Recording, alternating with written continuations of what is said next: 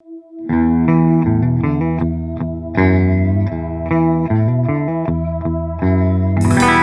going on, guys? I hope you're doing great. I'm doing fantastic, and today I will get to show you OPT7's new DreamColor Underglow lighting kit, which I'm gonna go ahead and install on my 2017 Dodge Challenger RT. Now, personally, I've been anticipating this kit to come out for quite some time. I'm excited to show you what the kit brings, the 3 different ways to do it, and how it's gonna look when it's done. Let's get to it.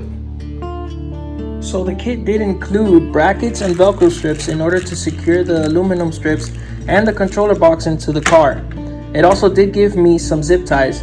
I bought some of my own, but I know now I'm not gonna need those. I have plenty with what they provide for me. The kit also brings the controller box here, which you're gonna notice only has 1 input and 1 output. Later on in the video, you're going to see why. I also did get the controller, which will turn on and turn off the lights, as well as go through different modes and color selections of my choosing. Here are my 3 different options in which I could power the lighting kit. I could use my power and ground wire and connect it directly to the battery. I could use a cigarette lighter port inside of the vehicle if I choose to, or I can use the fuse box option. Either way, I think the best way I'm going to go about it is I'm going to go ahead and connect it to the battery. So if you choose to connect it through the fuse box, you're going to notice that you're going to have extra slots in your fuse box. For example, in here I have a spare which does receive power, and I've connected one of my lighting kits here. I also did receive power from another spare which I do have down here, and that's for a separate lighting kit within the engine bay. Last but not least is to use the method in which you connect your lighting kit directly to the battery. This is the option I'm going to take since I've already had an Underglow installed in this way. Now keep in mind, each strip is connected to each other via 1 cable. It allows the installation to be a little bit more consolidated, and your wiring management will be a little bit more convenient. So you want to make sure that your back strip will be the one with this connector here that's split into 2 different cables. Now, I'm not going to be using the brackets or the screws to install a lighting strip underneath the car. Instead, I'm going to be using double-sided tape, which I've used in the past and has worked very well for me. I will show you what it looks like when it's done.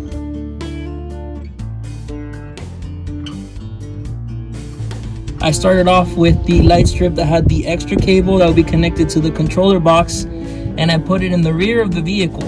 This is going to be sitting right behind my diffusers, since I do have aftermarket diffusers on the car. And I zip tied it to a piece of aluminum, which I also zip tied to plastic panels on the car. Towards the driver's side, I drilled a hole, and I'll show you briefly where the cable went into the car so that I could connect it into the battery. Keep in mind, my battery's in the back of the car, it's not in the front or inside the car. So this was my best option when I wanted to use the battery. I drilled a hole on this plastic cap that can be found underneath the spare tire in the trunk of the car. This is where I fed the cable that'll be connected to the controller box, because the controller box is sitting on top of the fuse box here. I went ahead and I connected the controller box directly to the battery. So now you see I have 1 cable going to my power and 1 cable going to my ground terminal. Now I'll go ahead and I'll show you the rest of the light strips and how I installed them on the car. Okay guys, so as you can see, I have this light strip connected on the passenger side facing the front tires. I found a flat surface close to the trim of the car where I used double-sided tape to install the light. I wanted to put it here because I don't want the lights to be seen from when you're standing away from the car, and I also want to make sure the lights look clean as they shine down on the ground. It'll be the same method of installation on the driver's side. So for the front of the bumper, since I do have a splitter, I went ahead and I installed my light strip underneath the splitter, as you can see here, and I used double-sided tape. Okay guys, it's still pretty bright outside. I'm gonna wait for the sun to go down, and nighttime I will show you exactly how the lights work with the remote, and you'll see how bright they get. Before I go ahead and show you the lights, I want to show you the remote real quick. At the very top, you're gonna notice you have your on button, your auto button, and your off button. Underneath those, you're gonna have a set of 6 buttons which control 3 different things. The speed of the modes, as far as when you want to control how fast or how slow you want them to go. The 2 buttons here in the middle, those are your actual modes, so that's how you cycle through the modes of the patterns that you want to pick. And on the right, you're gonna have your brightness selection, depending how bright or how dim you want to go. The last 12 buttons underneath those are solid colors of your choosing. You can basically pick whichever one you'd like to have displayed on the vehicle as you're driving down the road.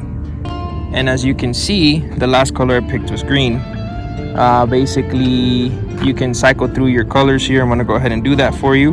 Go ahead into blue, I like orange, yellow, or white. I like how bright they are. I usually keep it max. I'm gonna go ahead and switch it to green real quick. I want to show you how the brightness works.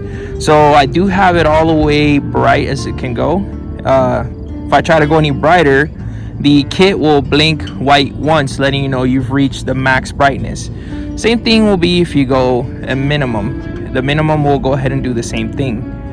Now I'm gonna go ahead and go through the modes here. The reason why I want to go through the modes first is because once I have a mode selected, I'll be able to show you how I control the speed of that particular mode. So normally I like using the RGB flow pattern here. It's definitely an eye catcher whenever I'm parked somewhere. I'm gonna go ahead and show you how the speed works, and it's letting me know right there as I press it continuously that I've reached the maximum speed. I'm gonna go ahead and slow it down so you can see what it looks like when it's slowed down. So as you can see, it slows down greatly, and then it lets me know once it's reached its minimum speed. Personally, I like going full bright, full speed whenever I'm parked. It definitely catches people's eyes. One thing you're gonna notice here is that the front and the back don't necessarily display the lights exactly how the sides do, and I'm gonna go ahead and explain that to you now. Okay, so if you do recall, my direct power source is the battery, which is located in the trunk of the vehicle. So you'll notice this light strip underneath the rear bumper is going to show that the lights are generating from the center of the light strip and being pushed out towards the sides. But if you were to walk over to the sides, and this is the same for the driver's side as well, the pattern flows forward, and it's going to be sending the color pattern directly to the bumper here at the front, where you're going to notice that the lights change towards the center. Basically, this is displaying a motion that's being flowed from the rear of the car to the front of the car. I really do like the forward motion here, but I'm gonna go ahead and show you the different modes here. So I also like this one. It is a change of color one at a time rather than multiple at once. I also tend to like this one. You might not notice it, but it seems like little pink pulses in between the white color.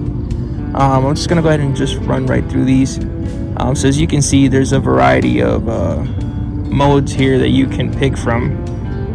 It's completely up to you. Again, this is one of my favorite here. It's definitely an eye catcher, and it's personally the one I like to pick. I also like this one. I don't use this one as much because it does look like emergency lights, so I'd rather not catch that kind of attention on me.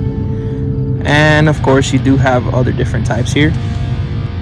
Alright guys, so there you have it. That is the DreamColor Underglow kit from OPT7.